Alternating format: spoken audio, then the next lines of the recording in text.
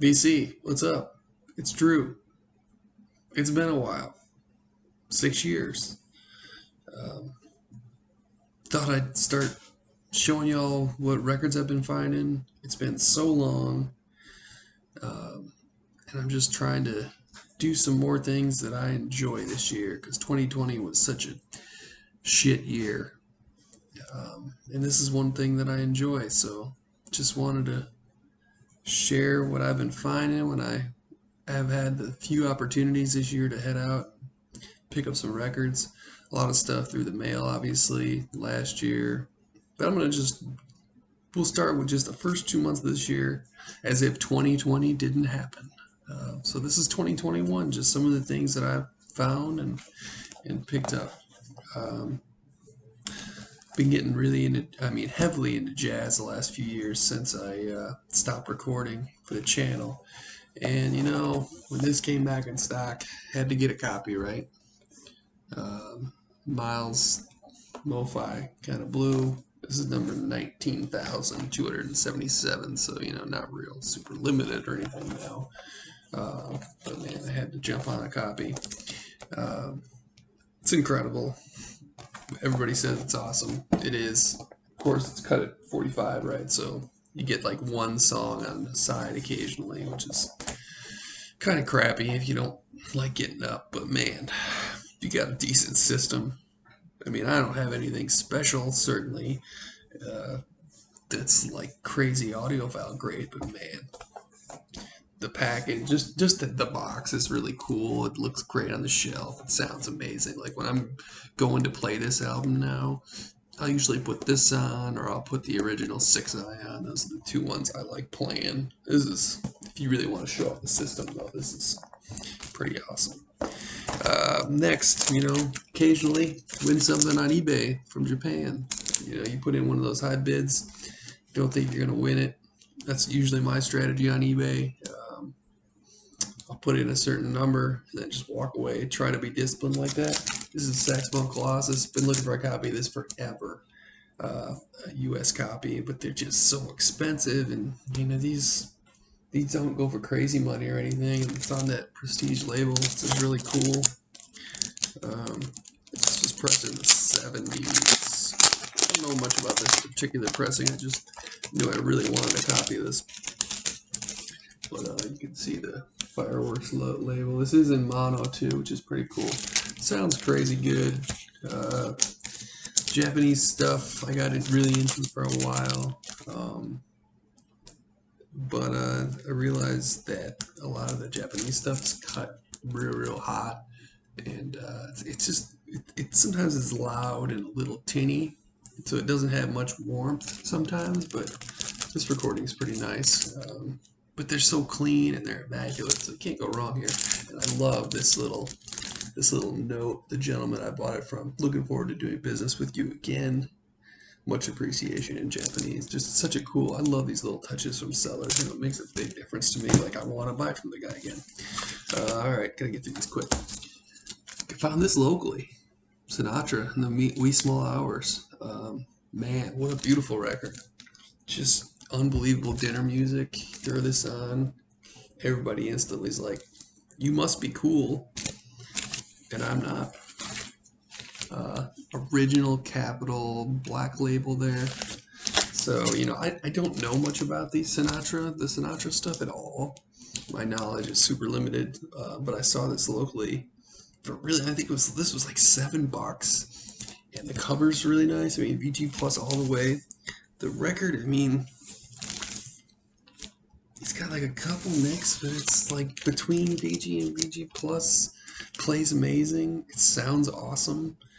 I think this is like 1956. It just sounds great. I'm so happy that I found this because this is like a $100 record. It's like, why is it so cheap? I had to buy it. I found this at the same place. Strata East. No, actually I didn't. I found this somewhere else. Gil Scott Heron, Brian Jackson, Winter in America. A lot of people show this one off. You see, this is one of the more common Strata East titles, but I didn't have it, and this was like a couple bucks. It's because it's kind of beat. And it's noticeable when I played it. I'm a little disappointed, but I wasn't going to leave behind a Strat East record for like $3.99, so I bought it. Label there. I really want to find the original Strata stuff because I grew up in Michigan and Detroit connection. So Strata East has this like loose Detroit connection, and trying to collect them. I've got a couple, but OGs are just so expensive. And this is not a terribly expensive record. Like really nice condition even. It's like 30, 40, 50 bucks max. This is like $4. I had to buy it, right? If anybody wants this though, it's a little crackly. I'd definitely be willing to part with it. I haven't felt a strong connection to it yet. I've only played it a couple times. This is really interesting. Found this at the same spot I found the last couple. Had never, never heard of this. David Benoit Stages. It's on this, what's the label? AVI 1982. So kind of a weird year for jazz and stuff. It's a little late. Getting into the 80s. We're getting a little funky, and that's kind of what this is. I mean, it's got some funkiness to it. It's a little smooth jazz at times, but man, this thing's pretty cool. And it didn't cost me anything. I saw it and then I looked it up on this. I was like, this looks like maybe a private press thing. Maybe that's kind of what it is. But man, this is cool. It's different. It's kind of weird at times, but it's also like definitely of its time. But then he throws in like a couple cool jazz tracks and then some funk. It's all over the place, and it actually goes for a bit of money. So happy to have this David Benoit Stages. Pretty cool. Then I have like a little stack from Grimey's here in town, which has always kind of been, well, since they moved over to the east side, it's definitely become my favorite spot. I didn't go very often back in the day when they were on south of downtown because I just never had a chance to go over there. Now it's a few miles from my house. Can't not go there. And I mean, as far as used prices and the stuff they bring into the store, you'll find the cleanest stuff for the best prices. It's not even close. There's not a place in town that even comes close to their used prices. It's just their stuff turns over so quick, so you got to be on the right day. So I happened to stumble in on a nice day here the other day. Found this jazz in Oberlin, Brubeck. Cool thing about this one is it's on red vinyl and Fantasy. Pretty cool. I'm a sucker for these. If I see them, I gotta buy them. It's Brubeck too. It's really nice. It's not anything mind-blowing. It's just Brubeck kind of twiddling away. It's early. I think this came out originally on like a 10-inch. And these are really annoying, these original bags. We gotta get rid of this, guys. Why do I even have this in here? I don't know. But yeah, it's like early Brubeck. It's kind of like playful American white dude jazz. But it's cool. It's cool to have, and it was very cheap. Same place at Grimey. I found a copy of this. I've been looking for this for a while. This Don Bird, G.G. Grice record. We got Bird, early Bird here. And this came out in like the 50s as well. Yeah, it's a 6-eye, so this is cool. It's pretty much straight ahead bop. So it's not like super exciting, but man, like again, Grimey's. This is so clean. It's like near mint. Such a beautiful. Is this original mono? Yeah, CL. It's a CL on the Columbia label, so it's an original mono, 6-eye. Star. Yeah, I can't really tell. But man, this was like $6, $7. And the jacket's just immaculate. I mean, throw in a new sleeve. Plays great. This is a cool one to put on. And I found these two, and man, I can't say enough about this record label. Everything I've ever found on Contemporary, I love. And man, they were recorded incredibly. This is a couple Benny Carter releases. Found these at Grimey's as well. Contemporary C3555. Benny Carter Jazz Giant. Original mono. Yellow label. Pretty cool. And then Benny Carter Swinging in the 20s. This is also a mono. Yeah, original mono. Yellow label. These are both under $10. I mean, so clean. Jackets are crisp, amazing. So happy just to stumble across. You just don't see them very often. This temporary stuff, it's just not out there. Especially these original pressings. I see the black label occasionally, which are represses. These originals, where are they? I don't see them anywhere. And when I do see them, I'm just like, I have to buy them because they're recorded so well. I really like this Jazz Giant too. I thought I wouldn't like, the swing of the 20s thing. I thought it'd be more like a big band thing. It's actually pretty cool. It's not too cheesy. So I dug this. Dig them both. So that's the jazz stuff in the last few weeks. Let's get into some of the weird, or maybe some of the rock stuff that I found. Analog Productions did another run of these, I think, or maybe they found a box or something. This is Pet Sounds the 33. Yeah. Is that 200 gram or 180 gram? I don't know. Sounds amazing. I have an original Pet Sounds. It's not okay. So it's not really original per se. It's a duophonic. It's one of those early stereo weird things. It does not sound good. It sounds like poo. It's just, and it's a little bit of a beat copy, but oh man, it's like tinny and thin, and just muffled. Doesn't sound good. But this, man, they know what they're doing over at Analog Productions. It's all that stuff's cleaned up. It's immaculate. Levels are great. Bass, great. This is a stereo copy. I can't recommend this enough. For $35, you can't go wrong. I mean, it's clean. I kind of been hesitant on all the expensive audiophile reissue stuff because I'm like, it's not that authentic artifact from the era. So I've been trying to stay away from that stuff. But if you want a really clean copy of something for not that much money, it is the way to go. I mean, you can't go wrong, I don't think. And I'm super happy with this, and now I'm going to go down that rabbit hole, of course. This just came in the mail. Room on Fire by the Strokes. Their second record. Follow Me Please. I mean, a lot of people trash VMP. Man, they did a nice job with these records of the month, I think. This cover is amazing. Little spot foil, the gold, really cool. And then the record itself, super heavyweight, plays awesome. It's flat, sounds great. Just the whole package they put together for, I think it's now $40 a month in most cases. So it's a little expensive, but with their access to exclusives, I think it's still probably worth it. I don't know, tell me what you think, y'all. I don't know. I love this record too.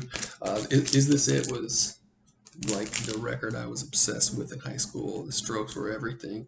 And then they put up this record, and I liked it, but I didn't love it. And then after that, I kind of fell off the Strokes bandwagon, but I'm trying to get back into some of this, and I love this record. It's just, the songs are great. Guitar works are really cool. Would recommend. Okay, so lastly, and we'll get into this first. I also found a copy of this at Grimey's. Bowie's Low. I did not have a copy of this. This is a black label. Is this an original? Somebody tell me out there. Super, super clean, like near mint. I never see this. I don't think I've ever seen this in the wild in 9 years of looking at Nashville. Saw it, had to buy it. It's clean as hell. It wasn't that much money. I think it was like $14, which is crazy. I mean, I see this online for like 30, 40 bucks.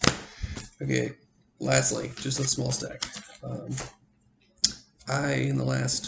During COVID times and last few years, I guess, decided that I wanted to start collecting just weird private press stuff, particularly related to the state of Michigan, because that's where I grew up.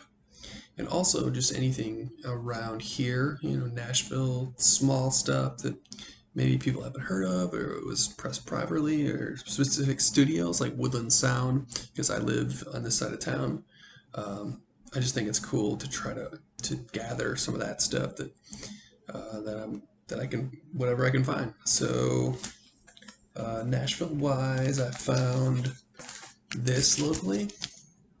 This is John Deere Guard, Give Thanks.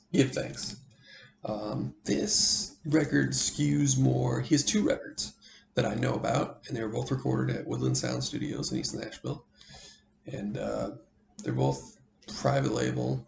But they're such beautiful. Like it snowed a lot this week. They're beautiful, like log cabin. It's snowing kind of music.